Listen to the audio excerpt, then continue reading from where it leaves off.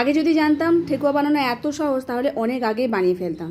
আমার স্বামী তো ছট পূজার সময় অনেকের কাছ থেকে চেয়েছে, ভালোবাসে এই ঠেকুয়া, আর এখন তো খাওয়াই হয় না। তবে এবার থেকে যখন তখন বানিয়ে দেবো। সত্যি বলছি, গুড়ের ঠেকুয়া এত সুস্বাদু বলার মতো। উপর থেকে ক্রিস্পি আর ভেতরে নরম তুলতুলে। এটা বানাবার জন্য আমার লেগেছে এখানে এক বাটি আটা, এক বাটি ময়দা সব চেলেই নিয়েছি, আর এক বাটি সুজি নিয়ে নিলাম। এটাকে টেস্ট বাড়াবার জন্য এক বাটি এখানে নিয়ে নিয়েছি আমুল দুধ।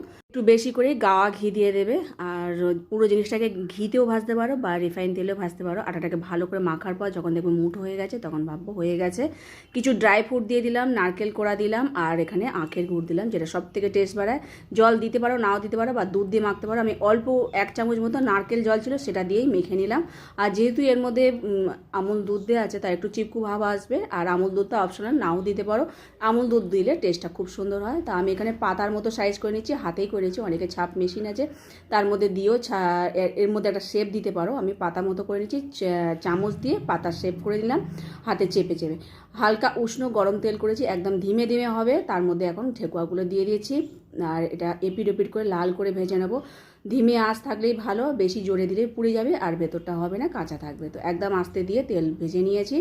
তো দেখো এপিট ওপিট করে লাল লাল ভাজা হয়েছে, এখন তুলে নিচ্ছি। আর বাদবাকি যেগুলো হয়েছিল সেগুলো এখন বানিয়ে নিয়েছি।